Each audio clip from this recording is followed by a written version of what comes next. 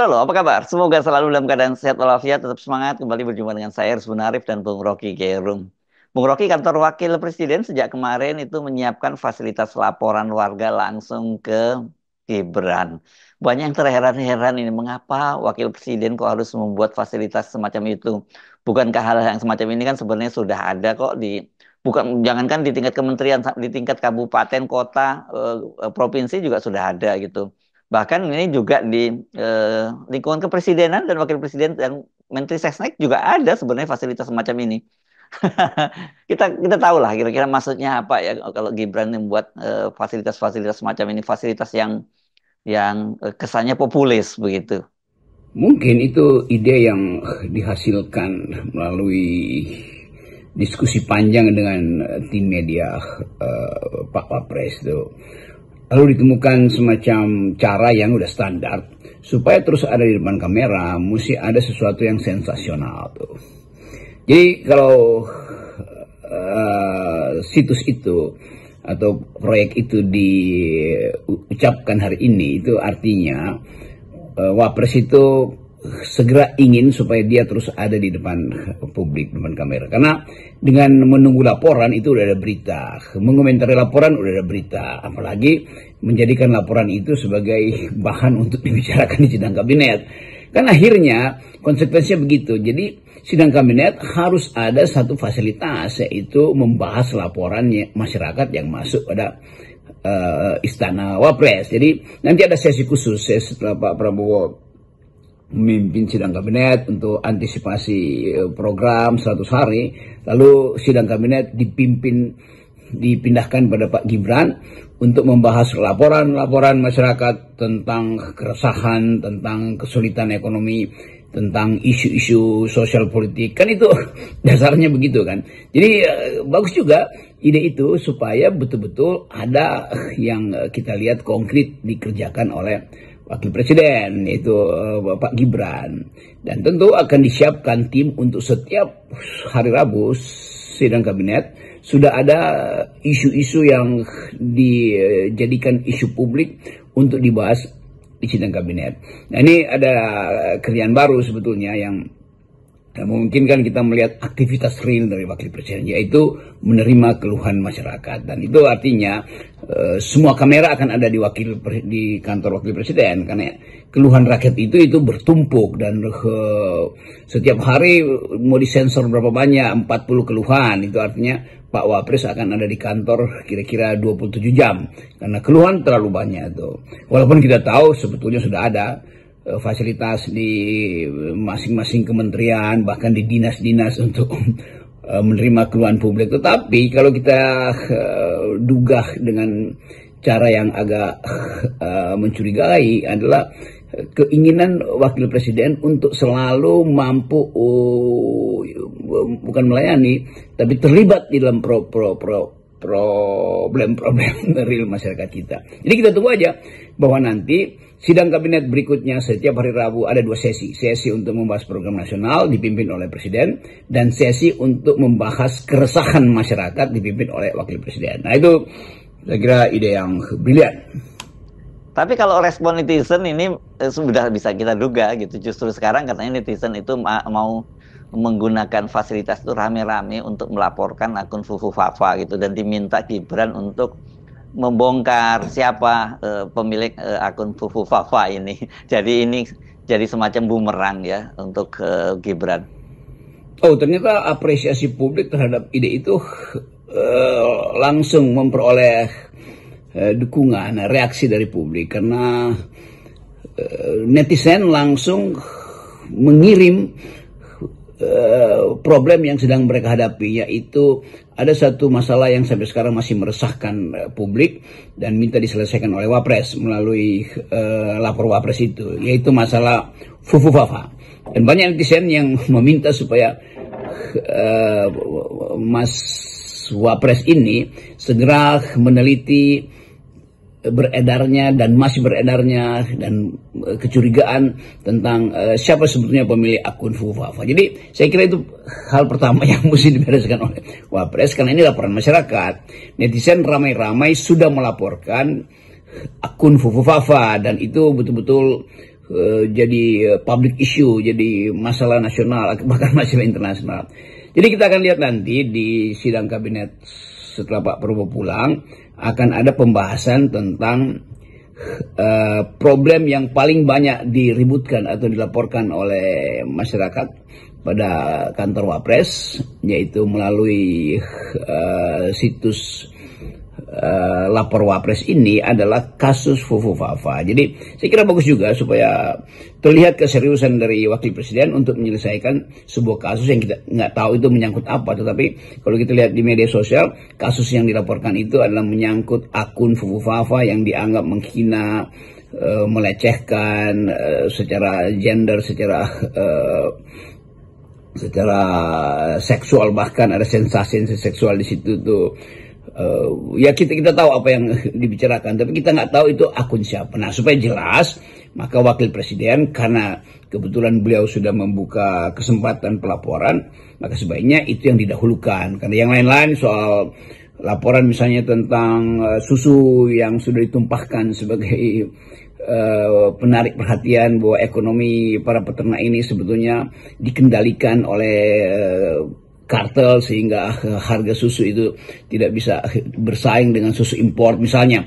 Kasus-kasus semacam itu kan kasus yang terlalu bersifat kebijakan makro, dan karena itu mungkin itu akan diselesaikan dalam sidang kabinet Pak Prabowo awal nanti. Tetapi soal Fufu Fafa ini adalah kepentingan masyarakat yang lebih luas, karena ini isu yang nggak kita tahu dari mana sumbernya. Jadi kelihatannya itu yang harus diprioritaskan oleh Wapres nanti di sidang kabinet berikut untuk membahas Fufu Fafa. Dan itu adalah janji beliau sebetulnya dengan membuka situs pelaporan langsung pada Wakil Presiden.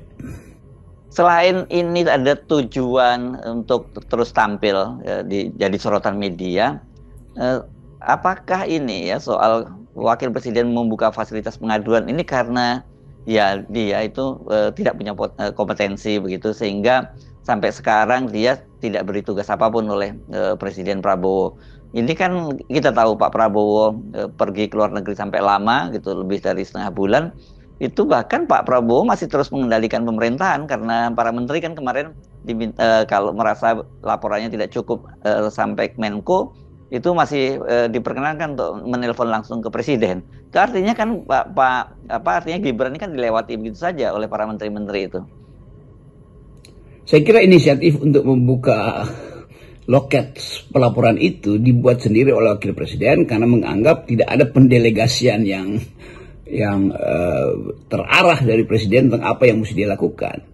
Beda dengan zamannya misalnya Pak JK waktu jadi Wakil Presiden Pak SBY, itu ada pembagian tugas yang betul-betul terstruktur. Pak JK mengawasi pembangunan, bidang ekonomi diwakilkan pada Wakil Presiden Yusuf Kala. Jadi Pak SBY menganggap bahwa Pak Yusuf Kala betul-betul punya kapasitas untuk mengawasi pembangunan, dan memang Pak Yusuf Kala terlatih di dalam pemantauan pembangunan, juga punya kapasitas untuk mulai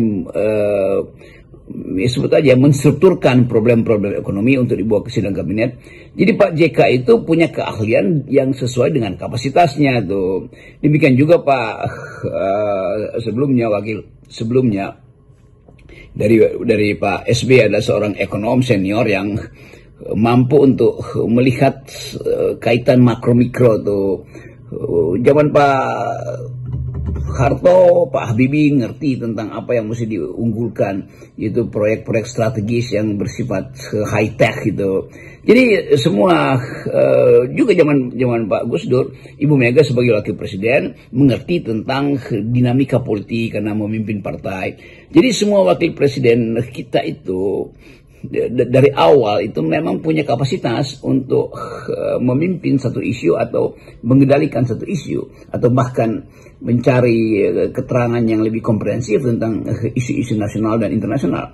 Jadi wakil-wakil presiden kita memang punya pengetahuan, dan karena itu mewakili presiden kalau dia berhalangan. Nah sekarang Pak Gibran itu tidak diberi semacam kapasitas khusus, karena mungkin Pak Prabowo menganggap bahwa ya Pak Gibran apa kapasitasnya tuh, maka silahkan tentukan sendiri. Lalu Pak Gibran memilih untuk menjadi pengumpul masalah dan sekaligus aktivitas keseharian beliau terlihat dari kesibukan menerima rakyat langsung di istananya. Kan bagus juga kan, walaupun kita mengerti bahwa ujungnya apa itu, karena penyelesaian masalah itu harusnya ada di tingkat dinas, itu di tingkat gubernur ada, wali kota ada, menteri juga ada fasilitas itu. Tapi sekali lagi kita lihat itu sebagai kebutuhan, jangan pakai kata istilah pencitraan, kebutuhan supaya terus menerus ada di media massa. Jadi saya kira itu semacam persiapan wakil presiden untuk menyapa publik, dan dengan cara itu dia diingat sebagai wakil presiden. Jadi sekali lagi kita boleh berasumsi atau menduga kuat bahwa wakil presiden Gibran ini memilih sendiri aktivitas dia itu, dan itu adalah pilihan yang ya udah sebagai pilihan ya sudah terjadi kan. Jadi pertanyaan saya, Bung Rocky, dan saya kira jadi pertanyaan banyak orang, kalau waktu Pilpres lalu Gibran itu kan ada gunanya, ya karena ada faktor bapaknya yang ini kemudian dipastikan punya peran besar lah dalam kemenangannya pasangan Prabowo Gibran begitu. Tapi setelah dia jadi Wapres, apa kira-kira gunanya Gibran ini? Pertanyaan tentu gunanya buat Pak Prabowo, dan yang paling penting juga gunanya buat bangsa Indonesia ini. Ini kan Wapres loh, dia digaji dengan fasilitas negara macam-macam. Kalau kemudian dia nggak bekerja dan kerjanya cuma belusukan terus meresmikan proyek, kan itu terlalu mahal kita membayar seorang wakil presiden. Ya, pada akhirnya pertanyaan intinya adalah apa yang membuat seseorang berguna sebagai pemimpin terutama. Ya tentu dia berguna karena dianggap berguna oleh rakyat. Itu yang kita sebut sebagai relasi antara kepemimpinan dan pengakuan. Jadi pemimpin yang benar itu adalah pemimpin yang diakui manfaatnya oleh rakyat. Nah kalau dia kalau manfaatnya itu dia hidupkan sendiri. Jadi bedanya ada pemimpin yang tidak dirasakan manfaatnya oleh rakyat, maka dia buat dirinya sendiri bermanfaat. Tapi sebetulnya apapun yang dilakukan oleh seorang untuk menyatakan dia berguna, kalau oleh publik dianggap tidak berguna, itu tetap dia bukan pemimpin. Kan pemimpin itu adalah satu status yang diberikan oleh para pendukung, oleh pendukung yang jujur, bukan dia sendiri yang menyatakan dia pemimpin. Dan itu yang mungkin bisa kita bayangkan di masa yang akan datang, bahwa pemimpin itu dia dipilih karena kapasitas, bukan karena disodorkan untuk dipilih. Itu bedanya tuh. Jadi sekali lagi dalam kasus wakil presiden membuka loket untuk menerima keluh kesah rakyat, maka itu artinya dia ingin berguna itu. Jadi kita lihat aja apakah keinginan berguna itu dimaksudkan untuk memperdalam kapasitas beliau sebagai wakil presiden, atau keinginan untuk berguna itu hanya disodorkan oleh tim sukses beliau di 2009 yang memang saya kira udah dibentuk hari ini kan. Jadi kita mesti bayangkan bahwa wakil presiden sudah mulai melihat jalan yang harus dia persiapkan menuju 2009, dan orang mulai menduga bahwa yaitu pasti 2029 itu adalah persaingan antara presiden dan wakil presiden. Kan Pak Prabowo tetap punya kesempatan untuk periode kedua, demikian juga Gibran punya kesempatan untuk jadi presiden di 2029.